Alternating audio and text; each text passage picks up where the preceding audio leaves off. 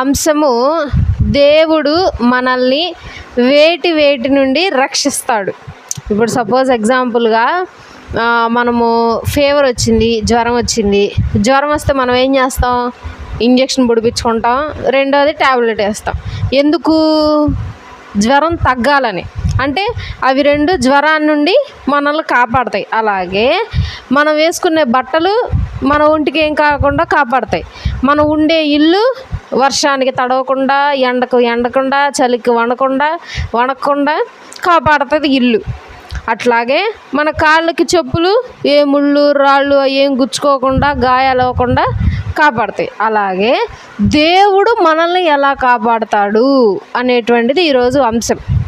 Okay, దేవుడు మనల్ని ఎలా కాపాడుతాడు అనేటువంటిది మనము వచన రూపంలో చూద్దాం కొన్ని విషయాలు. కీర్తనల గ్రంథము